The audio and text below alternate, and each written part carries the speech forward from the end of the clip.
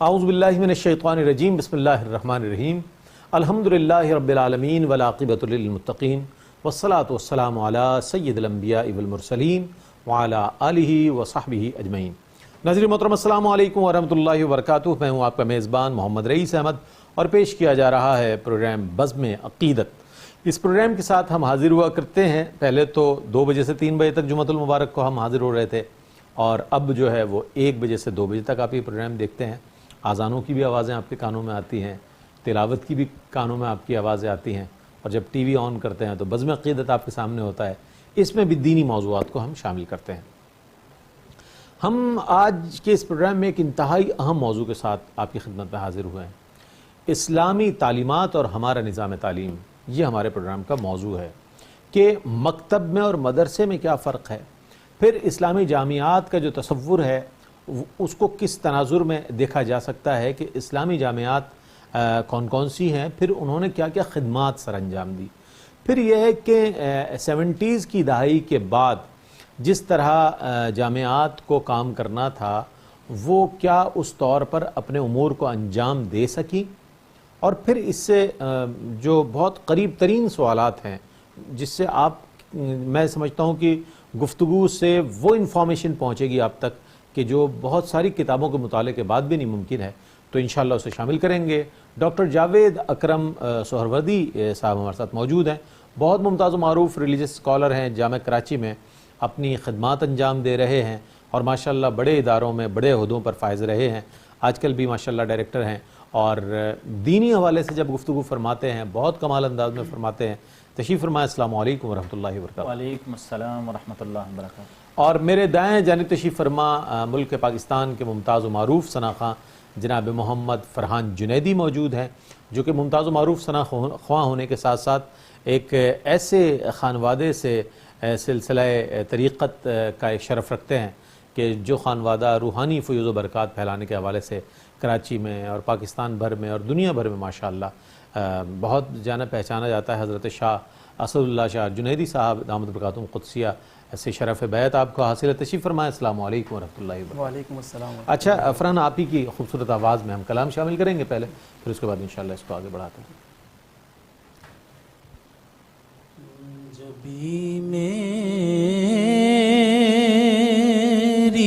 ہو سنگ در تمہارا یا رسول اللہ، جبھی میری ہو سنگ در تمہارا یا رسول اللہ، جبھی میری ہو سنگ در تمہارا یا رسول اللہ، یہی ہے ایک جینے کا سہارا یا رسول اللہ، یہی ہے ایک جینے کا سہارا یا رسول اللہ، دکھا دو اپنا چہرہ پیارا پیارا یا رسول اللہ، دکھا دو اپنا چہرہ پیارا پیارا یا رسول اللہ، خدا کا جیتے جی کر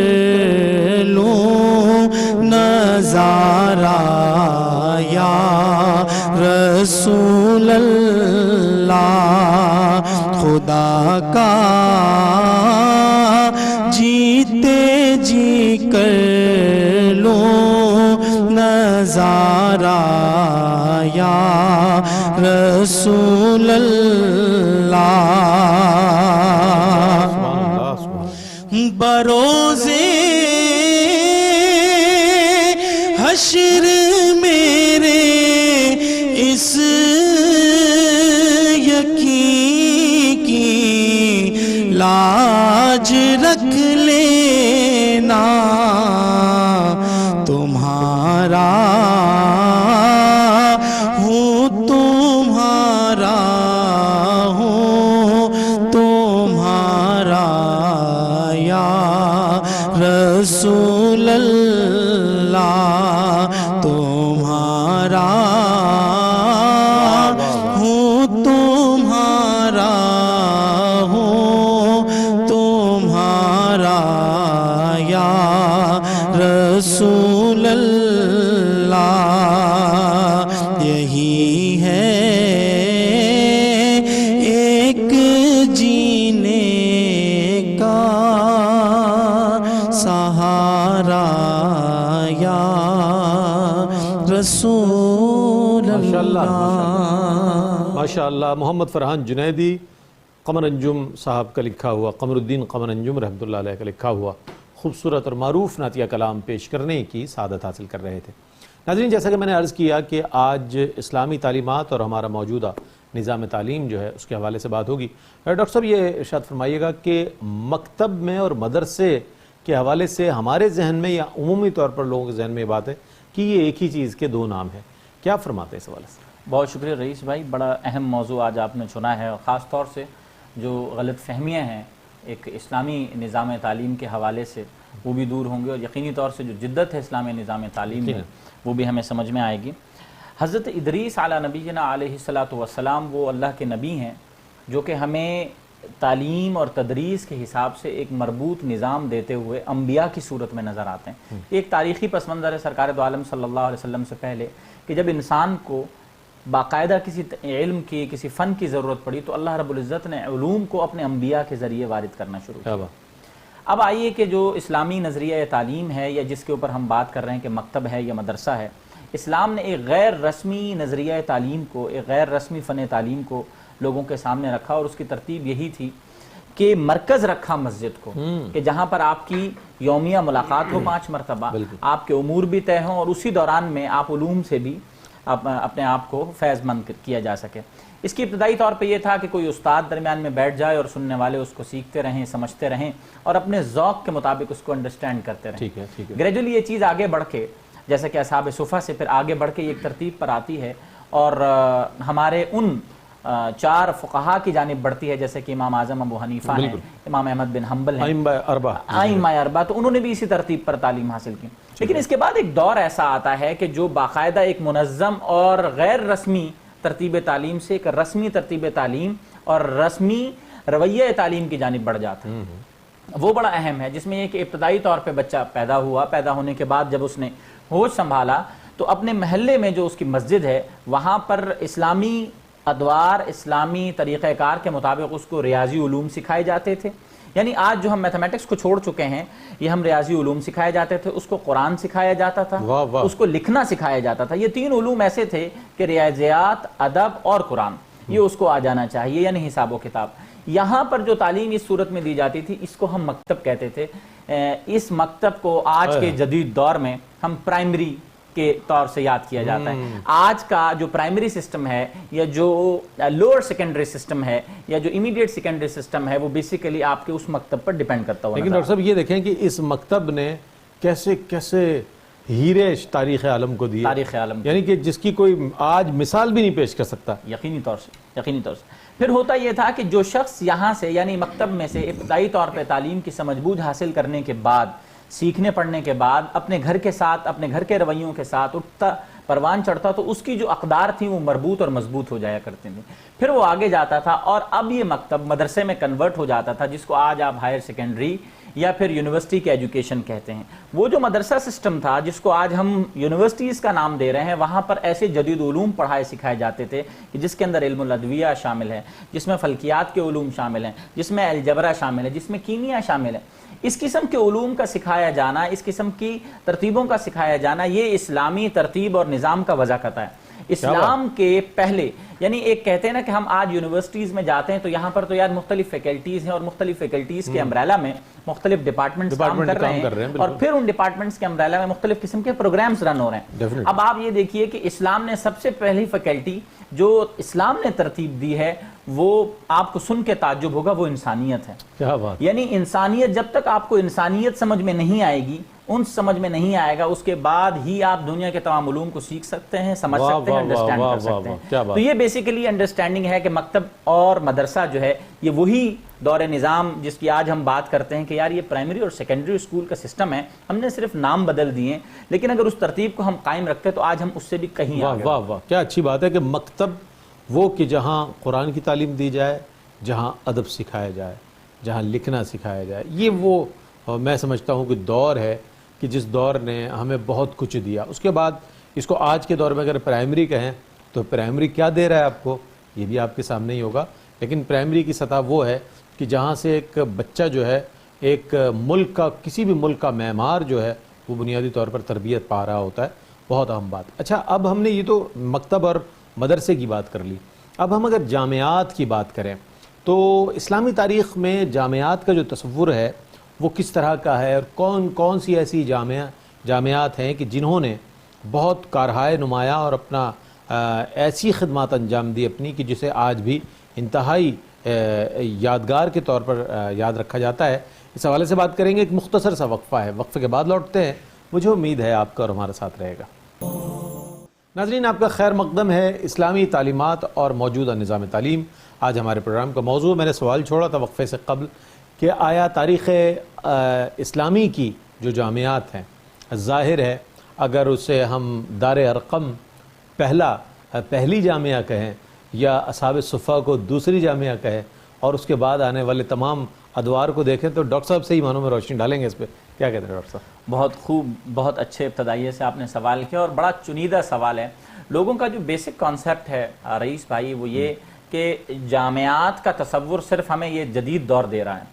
یہ بات کیوں سمجھ میں نہیں آتی کہ جامعات کا تصور دینے والا ہی اسلام ہے. بے شک اس دنیا کو سب سے بڑی علوم اور فنون کی پہلی جامعہ دینے والا جو مذہب ہے وہ اسلام ہے، اور پہلی جامعہ بنانے والی جو عورت ہے وہ مسلمان عورت ہے، ایک تاجر عورت ہے. یعنی ایک آپ کو ایک ایسا معاملہ نظر آتا ہے فاطمہ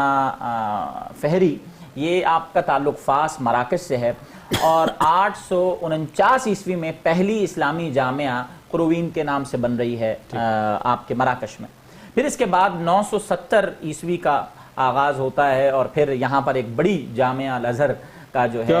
مصر کی جامعہ بنتی ہے. یہ جو اسلامک سسٹم تھا اس کو سمجھنا بڑا ضروری ہے کہ آج ہم چھوٹے چھوٹے علاقوں میں ایک چھوٹی سی جامعہ بنا لیتے ہیں. ایک کالج ہے وہ ایفیلیٹ ہو جاتا ہے، ایک کالج ہے وہ اس کا ایسوسیشن بن جاتی ہے، ایسوسیشن جو ہے وہ اس کے ساتھ ایفیلیشن کا اور باقاعدہ ایک سسٹم چل رہا ہے. لیکن ہمارے اس نظام کے اندر جو ہمارا وہ نظام ہے، وہاں پر اگر جامعہ الازہر اگر کوئی یونیورسٹی ہوتی تھی تو اس کے جو چھوٹے چھوٹے مدارس تھے مختلف علاقوں میں، ان کے اندر یکساں نصاب پڑھایا جاتا تھا. ابن خلدون کیا کہتا ہے اس حوالے سے، یہ بڑا اہم ہے. ابن خلدون کا کہنا یہ ہے کہ میرے دور میں جو مجموعی طور پر ایک تدریسی عمر یعنی تدریسی سالوں کا جو مرتب نظام نصاب تھا وہ 16 سال پر محیط تھا. جب 16 سال کی ہم تعلیم حاصل کر لیا کرتے تو ہمیں اس ادارے سے یعنی اس فیکلٹی سے، اس استاد کے توسط سے، استاد مائنس نہیں ہوتا تھا. یہاں ادارے سامنے آ گئے ہیں، استاد مائنس ہو گیا، تو وہاں استاد مائنس نہیں ہوتا تھا، استاد کی طرف سے ایک اجازہ ملتا تھا. وہ جو اجازہ ہوتا تھا وہ دراصل آج کے ایک ڈپلوما کی حیثیت اختیار کر چکا ہے، جس کو ہم آج کا ڈپلوما کہہ رہے ہیں. لیکن اگر ڈگری سیکشن کی طرف جاتے ہیں، ڈگریز کی طرف جاتے ہیں، ہمیں تو سمجھ میں آتا ہے کہ اس دور میں باقاعدہ تخصص کا ایک نظام تھا کہ جس کے اندر شیخ المدارس یا محتمم المدارس یا شیخ الاساتذہ یا رئیس الجامعہ یا جو بھی آپ کہہ لیں اس کو نام دے لیں، اس کی اجازت سے وہی اجازہ دینے والا استاد اس کو تخصص کرواتا تھا، اور تخصص کرانے کے بعد اس کو جو ڈگری دی جاتی تھی آج کل کی ماسٹرز یا پی ایچ ڈی کی ڈگری کہلاتی ہے. یہ وہ نظام ترتیب ہے جس کو دنیا نے اپنے نام سے اڈاپٹ کیا. لیکن اس میں اہم بات کیا ہے؟ بات یہ ہے کہ غزالی کا کہنا یہ ہے کہ جب آپ طالب علم پر اتنا بوجھ لاد دیں گے تو اس کے دماغ میں سوائے کنفیوژن کے کچھ اور نہیں بھرے گا۔ اسی طریقے سے ایک مشہور طبیب ہیں 11ویں صدی عیسوی کے، شیرازی، طبیب شیرازی کے نام سے بہت مشہور ہیں۔ ان کا کہنا یہ ہے کہ اگر کسی کو بیمار کرنا ہے تو اس کو مختلف علوم میں پھنسا دو اور اس کو نتیجے تک نہ پہنچنے دو۔ یہی قسم کا اگر ہم اس کو فلسفیانہ انداز سے دیکھتے ہیں تو پھر ہمیں سمجھ میں آتا ہے کہ یار واقعی ہمیں مختلف علوم میں پھنسا کر کے مار دیا گیا اور ہمارا جو مرکز تھا قرآن کریم اس سے دور کر دیا گیا۔ تو ہمارے جو جبران، جس کو جبرالٹر کہا جاتا ہے، جابر ابن حیان، یہ وہی غیر رسمی مدارس کے طلباء ہیں، یہ وہ غیر رسمی جامعات کے طلباء ہیں جنہوں نے امام جعفر صادق کے قدمین میں بیٹھ کر کے تعلیم حاصل کی ہے اور آپ کے سامنے ایک جدید سائنس کا مجموعہ اور نمونہ پیش کرتے ہوئے نظر آتے ہیں۔ پھر آپ پانی کی، میں پانی سے آغاز اس لیے کرنا چاہوں گا کہ جو پانی کی ایجاد میں جو ہائیڈروجن مالیکیولز کی ہمیں جو کوانٹٹی نظر آتی ہے، اس کا موجد کون ہے؟ اس کا موجد یہی جابر ابن حیان ہے۔ آپ کے پاس میں وہ سائنٹسٹ بھی ملے جنہوں نے پہلی دفعہ آنکھ کا آپریشن کیا، آپ کے پاس وہ سائنٹسٹ بھی آئے جنہوں نے الجبرا کا قیام عمل میں لایا، آپ کے پاس وہ سائنٹسٹ بھی آئے جنہوں نے بلڈ سرکولیشن ایجاد کی۔ تو یہ وہی مدارس تھے جو اجازت سے لے کر کے نکلتے تھے اور پھر تخصص کے لیول پر پہنچ کر کے کسی نئی چیزوں کے موجد کی وجوہات کو سامنے لے کر کے ایک نئی سائنس کی ایجادات ہمارے سامنے رکھتے چلے آئے۔ واہ واہ، کیا کہنا ہے! دیکھیں مسلمانوں کی کتنی خدمات ہے۔ یہ الگ بات ہے کہ مسلمانوں کو آج جن حالات کا سامنا ہے، تو آج مسلمان قوم، پوری امت مسلمہ جو ہے مغلوب نظر آ رہی ہے اور ایک ایسی صورتحال میں نظر آ رہی ہے کہ شاید جس پر رحم کیا جائے۔ لیکن یہ ساری ہماری جتنی ہماری پرتعیش زندگی ہے، اس میں اگر ہم دیکھیں تو اس میں ہمارے مسلمان جو سائنٹسٹ ہیں ان کا بڑا کردار ہے، محققین کا بڑا کردار ہے، محدثین کا، اور جتنے بھی لوگ گزرے ہیں انہوں نے جتنا کام چھوڑا ہے اسی سے آج ہم وہ فیوز حاصل کر رہے ہیں کہ جو ان کا کام ہے۔ بہر صورت آج جو مسلم دنیا جو نقشہ پیش کر رہی ہے اس کو یقیناً ایک دہشت گرد ملک، دہشت گرد قوم کے طور پر پیش کیا جاتا ہے، دہشت گرد مذہب کے طور پر پیش کیا جاتا ہے، جبکہ اس میں تحقیق ہے، اس میں تفکر ہے، اس میں تخلیق ہے، نہ جانے کیا کچھ ہے اس مذہب میں اور اس کی تعلیمات میں۔ انشاءاللہ اس پر مزید بات کریں گے۔ آئیے شامل کرتے ہیں نعت رسول مقبول صلی اللہ علیہ وآلہ وسلم، پیش کریں گے محمد فرحان جنیدی۔ ہم پر حضور یوں ہی نظر آپ کی رہے، ہم پر حضور یوں ہی نظر آپ کی رہے، ہم پر حضور یوں ہی نظر آپ کی رہے، جیسے بنی ہوئی ہے ہماری بنی رہے، جیسے بنی ہوئی ہے ہماری بنی رہے، سہراب ہو نہ جاؤں میں جلووں سے آپ کے، سہراب ہو نہ جاؤں میں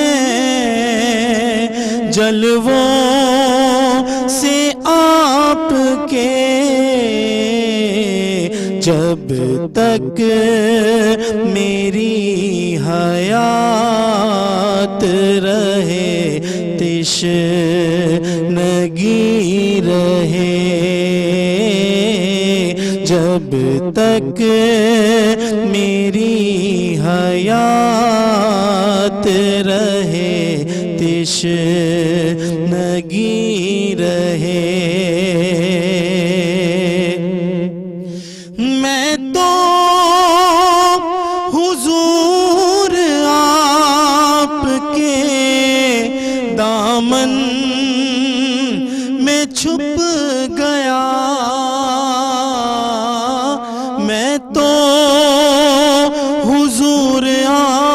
آپ کے دامن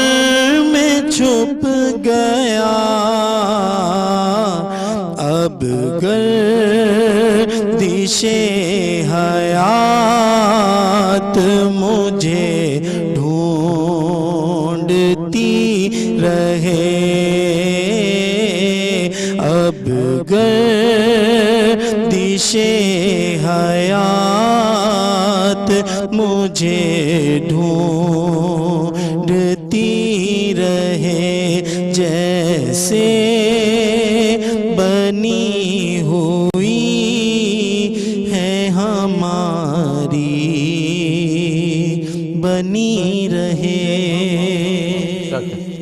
جب تک جمال شہر نبی کا ہو تذکرہ، جب تک جمال شہر نبی کا ہو تذکرہ، مسرور میری آنکھ یوں ہی بند ہی رہے، مسرور میری آنکھ یوں ہی بند ہی رہے۔ حضرت مسرور کیفی رحمۃ اللہ علیہ کا لکھا ہوا، بڑا تعلق رہا ہمارا ان کے ساتھ، اور بڑے عاشق رسول صلی اللہ علیہ وسلم تھے۔ جب بھی ان کی کوئی کتاب مکمل ہوتی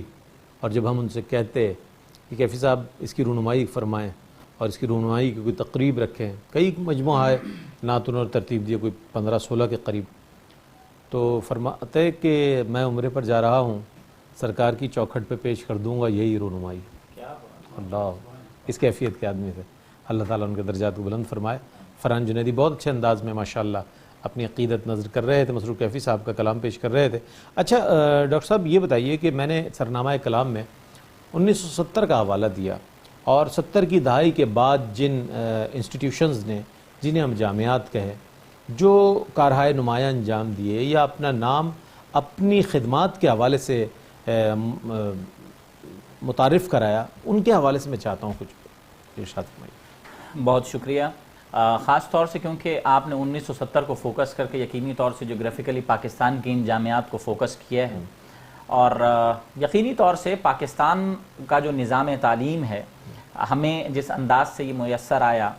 اور جس انداز سے ہم ملا، جب پاکستان بنا تو پاکستان میں ٹوٹل 2 جامعات تھیں، ایک یونیورسٹی آف سندھ اور دوسری پنجاب یونیورسٹی۔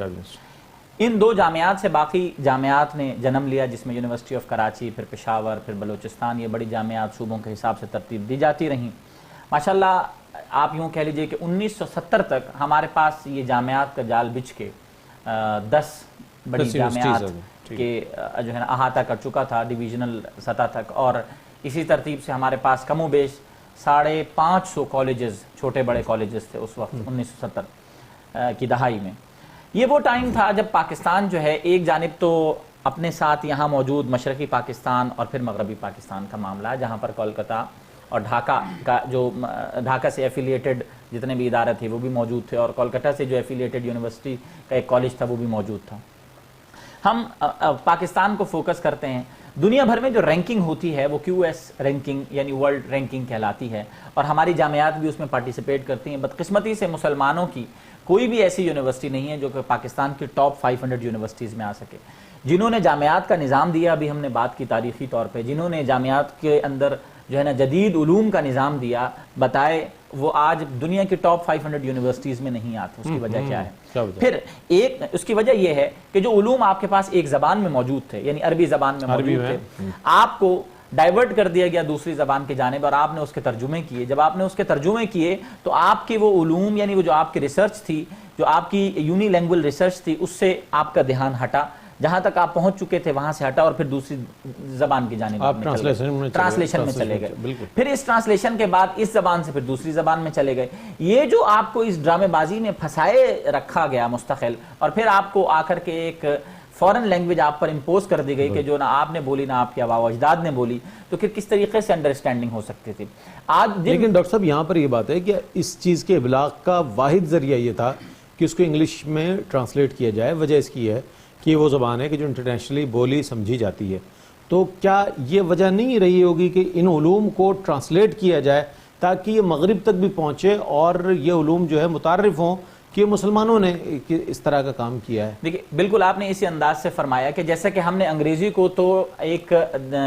جو ہے درمیان کی لینگویج ہم نے سمجھ لیا کہ یہ ایک دوسرے کے ساتھ روابط بڑھانے میں یا چلانے میں مناسب ہے، ہم عربی کو انڈرسٹینڈ کیوں نہیں کر رہے؟ اس کی وجہ یہ ہے کہ عربی بھی تو اسی قسم کی زبان تھی جو دنیا بھر میں مختلف ممالک میں بولی جاتی ہے، اور آج بھی یوں کہا جائے کہ 1/3 ایریا میں عرب کنٹریز کے اندر بولی جاتی ہے، گو کہ آبادی کم ہے لیکن محل وقوع کے حساب سے وہ بہت بڑے خطے میں، بہت بڑے ایریا میں بولی جاتی ہے۔ اچھا ڈاکٹر صاحب، بہت اچھی بات آپ نے ارشاد فرمائی کہ عربی کو کیوں نہیں فوکس کیا جاتا، جبکہ قرآن عربی میں، احادیث عربی میں، اور جتنی قدیم کتب ہیں جو ہمیں ذخیرہ ادب ملتا ہے اس میں عربی اور اس کے بعد پرشین یعنی فارسی، یہ چیزیں اب یہ ایسا لگتا ہے کہ ہمارے لیے انتہائی غیر معروف چیزیں ہیں چونکہ غیر مستعمل ہیں۔ اس حوالے سے بات کریں گے، ایک مختصر سا وقفہ ہے، وقفے کے بعد لوٹتے ہیں، مجھے امید ہے آپ کا اور ہمارا ساتھ رہے گا۔ ناظرین، آپ کا خیر مقدم ہے اور اسلامی تعلیمات اور ہمارا موجودہ نظام تعلیم، اس حوالے سے ڈاکٹر صاحب نے بڑی فکر انگیز ایک بات اور ایسی بات کی جس پر ہمیں ضرور غور و فکر کرنا چاہیے کہ آیا ہم نے انگلش کو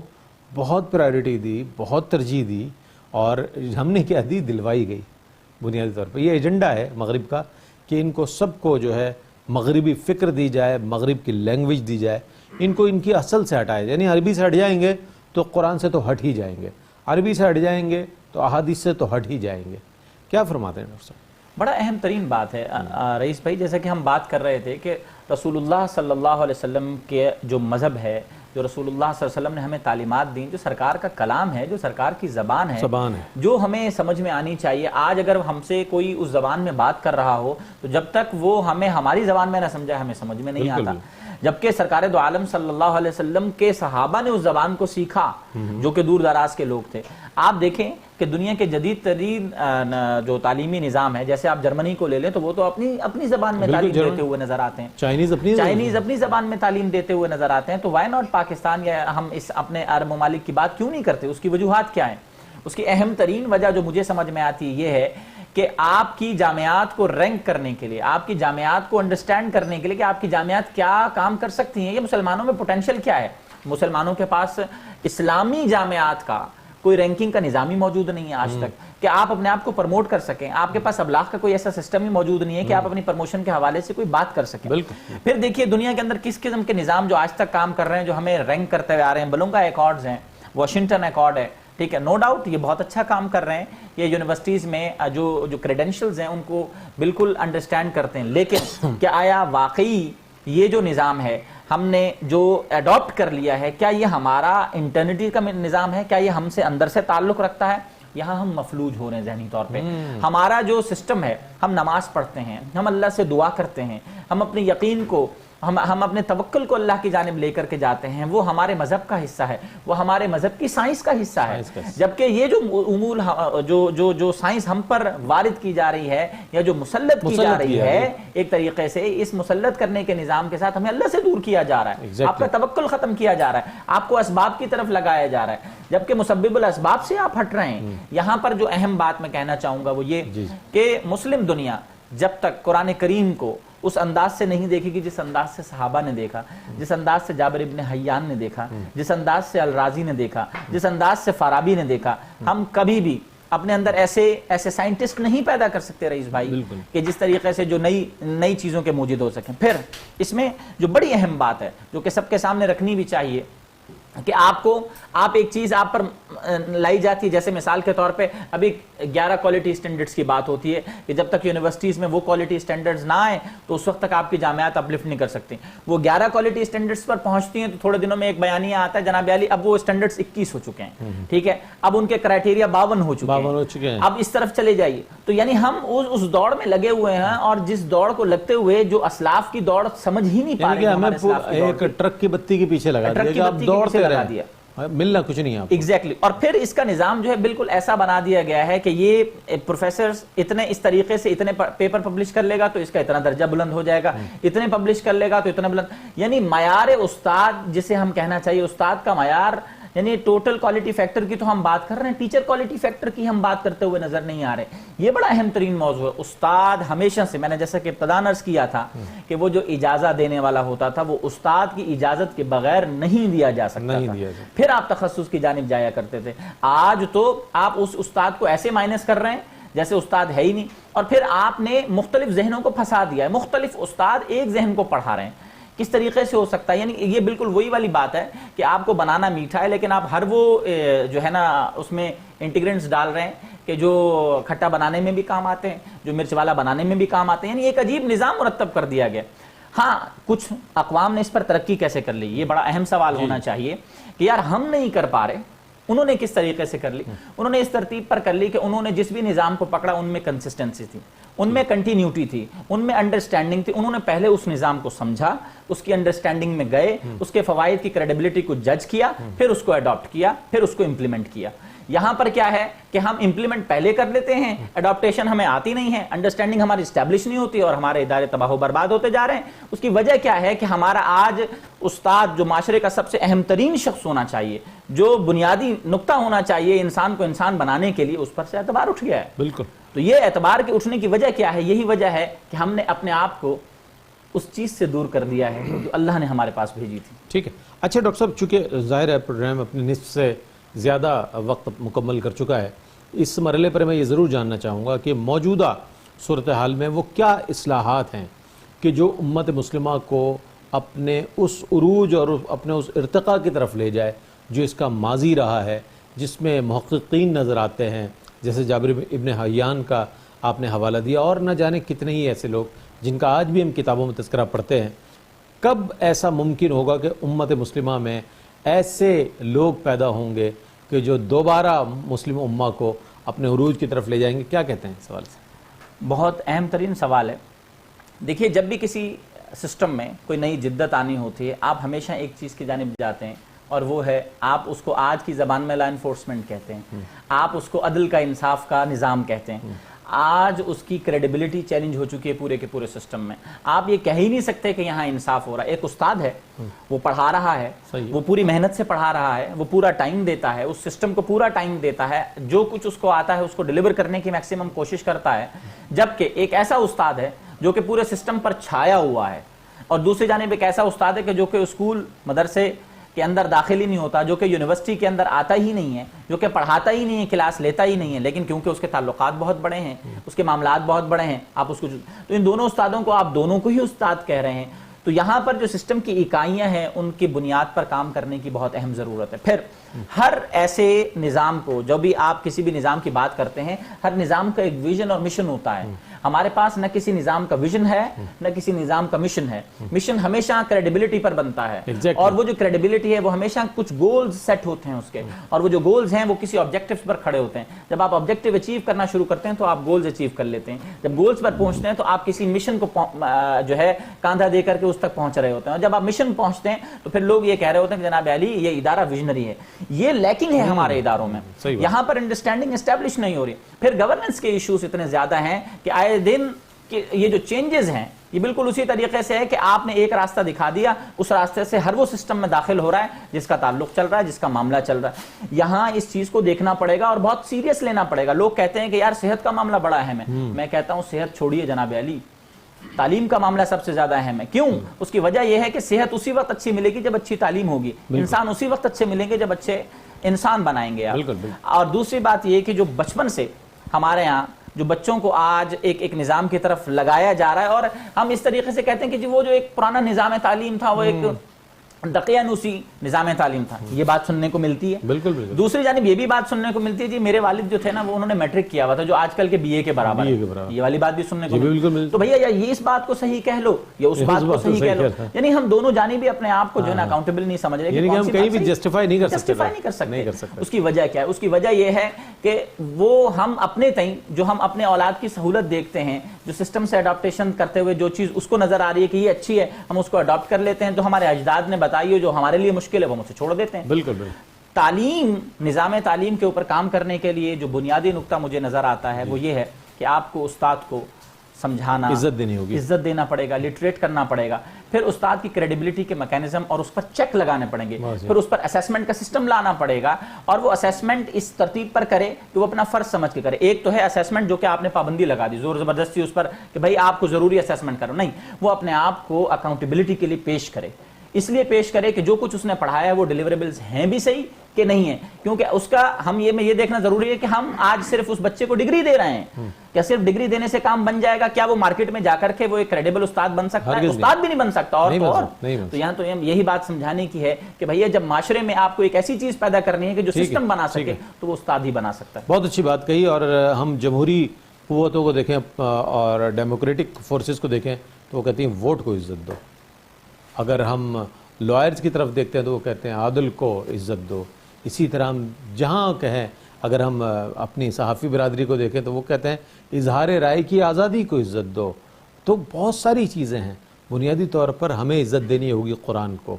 قرآن میں وہ تمام علوم موجود ہیں کہ جو ہمیں زندہ رہنا سکھاتے ہیں، اور اسلام ہی وہ واحد مذہب ہے کہ جس میں تعلیم دی گئی ہے کہ علم کا حاصل کرنا ہر مسلمان مرد و عورت پر فرض ہے، اور علم اسی وقت حاصل کیا جائے گا کہ جب جامعات کی بات ہوگی، جامعات کے حوالے سے بات ہوگی، اس میں اصلاحات کے حوالے سے بات ہوگی، موجودہ نظام تعلیم پر غور و خوض کیا جائے گا، تو انشاءاللہ یہ سلسلہ بہتر ہوگا۔ ڈاکٹر صاحب آپ کی آمد کا بہت شکریہ ادا کروں گا، آپ تشریف لائے۔ فرحان جنیدی آپ کی آمد کا بہت شکریہ ادا کروں گا۔ آخر میں نعت رسول مقبول صلی اللہ علیہ وآلہ وسلم پیش کریں گے محمد فرحان جنیدی، اس کے ساتھ ہی اپنے میزبان محمد رئیس احمد کو اجازت دیجیے، اللہ حافظ۔ تم اپنا دامن بچھا کے مانگو، حضور دیں گے ضرور دیں گے، دلوں کو کاسا بنا کے مانگو، دلوں کو کاسا بنا کے مانگو، حضور دیں گے ضرور دیں گے، دلوں کو کاسا بنا کے مانگو۔ جہاں سے مولا علی نے مانگا، جہاں سے ہر ایک ولی نے مانگا، انہی کی چوکھٹ پہ جا کے مانگو، حضور دیں گے ضرور دیں گے، انہی کی چوکھٹ پہ جا کے مانگو، حضور دیں گے ضرور دیں گے، دلوں کو کاسا بنا کے مانگو۔ مجھے یہ محسوس ہو رہا ہے، صدا مدینے سے آ رہی ہے، مدینہ ڈیرا جما کے مانگو،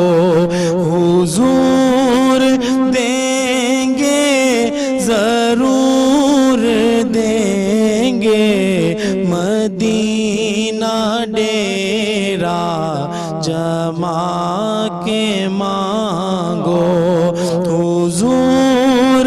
دیں گے ضرور دیں گے،